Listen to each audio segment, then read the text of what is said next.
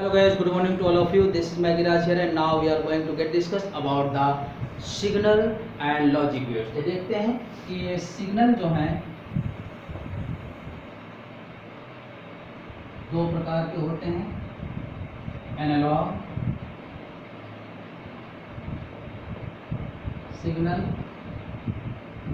व digital signal.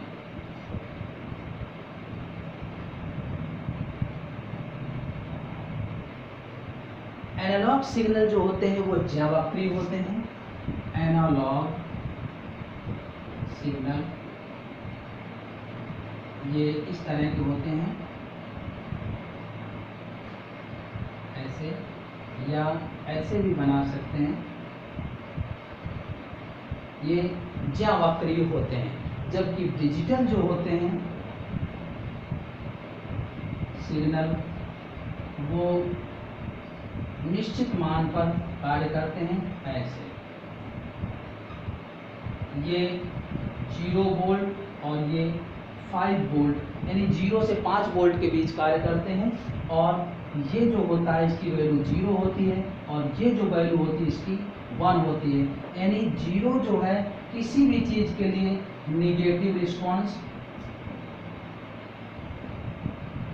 और 1 जो है किसी भी प्रकार के पॉजिटिव रिस्पॉन्स को इंडिकेट करता है। जैसे हम स्विच ऑन ऑफ के लिए देखें तो 0 ऑफ के लिए बताएगा और 1 ऑन के लिए बताएगा। जैसे हम किसी काम को करने के लिए बताएं तो करना है काम, किया है उसके लिए 1, नहीं किया है उसके लिए 0। ठीक है ना।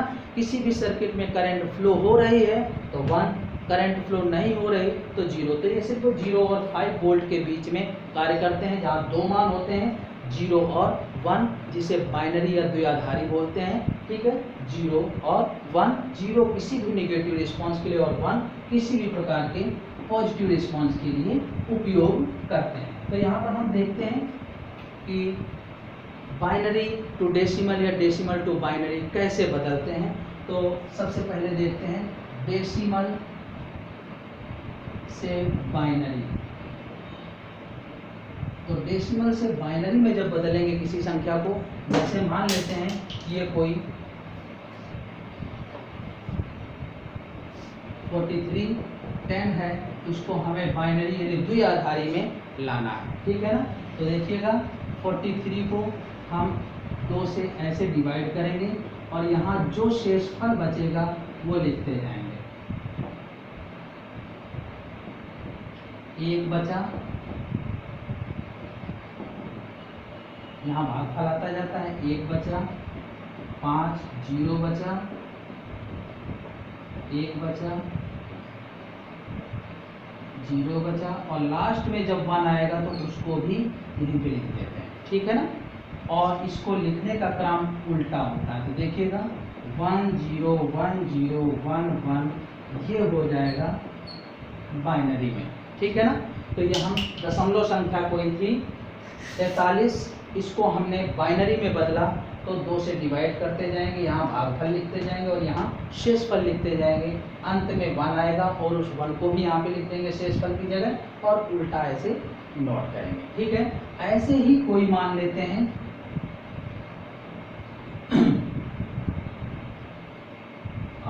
जैसे हमने लिया 0.475, इसको हमें बाइनरी में लाना है। तो दशमलव संख्याओं के साथ ऐसा होता है कि हम 2 से गुणा करते जाते हैं और जो पूर्णांक मान आता जाएगा वो लिखते जाएंगे। जैसे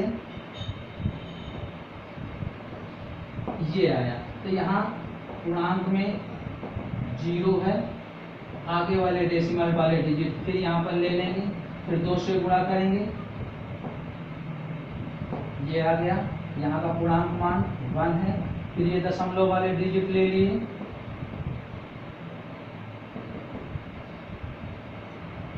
ये आ गया पूर्णांक 1, आगे वाला फिर ले लिए, फिर ये आ जाएगा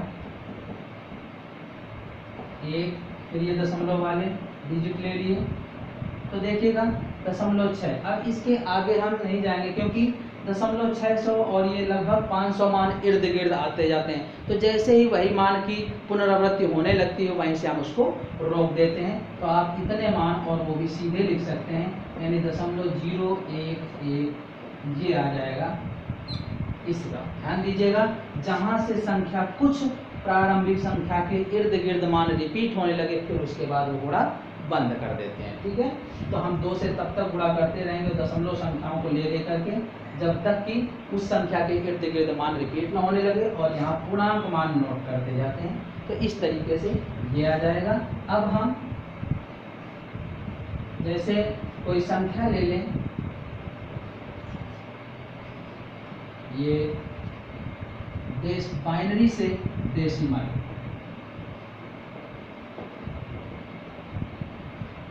ये ले लेते हैं। ठीक है ना, तो बाइनरी से डेसिमल जब ले रहे हैं तो हमने कोई संख्या ले ली 101011.0111, इसको हमने ले लिया और इसको हमें दशमलव संख्या में बदलना है। तो देखिएगा क्या करेंगे, इन संख्याओं को ऐसे लिख दीजिएगा, दूर थोड़ा 0.0111, और जहाँ दशमलव है उस जगह से लिखना शुरू करेंगे। 2 की घात 0, 2 की घात 1, 2 की घात 2, 2 की घात 3, 2 की घात 4 और 2 की घात 5। इनसे हमें गुणा करना है और इधर के लिए निगेटिव मान आएंगे।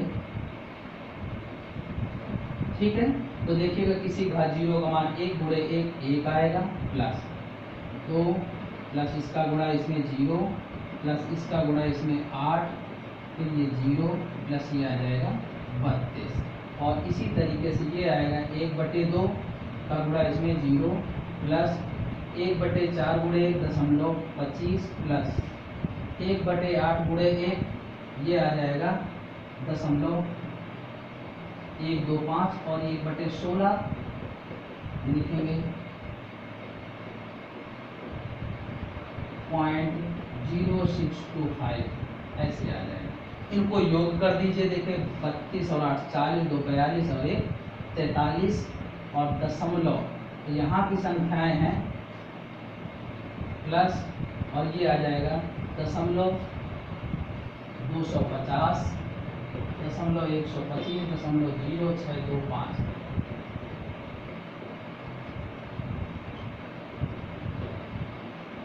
0.4375। तो ये आ जाएगा। तो इसको सॉल्व करेंगे तो 43.436 लिख सकते हैं। यानी देखिएगा ये मान जो आया बाहर डेसिमल है, ये लगभग उसी संख्या की पुनरावृत्ति कर दिया जो पीछे हमने निकाली थी। तो दोनों ही संख्याओं को हमने प्रूव कर लिया कि बाइनरी से डेसिमल और डेसिमल से बाइनरी में कैसे बदला जाता है, ये इस तरीके से बदला जाएगा। ठीक है ना, और इसी क्रम में हम लॉजिक गेट डिस्कस करेंगे। तो ध्यान रखिएगा, ये है बाइनरी से डेसिमल और डेसिमल से बाइनरी। ठीक है।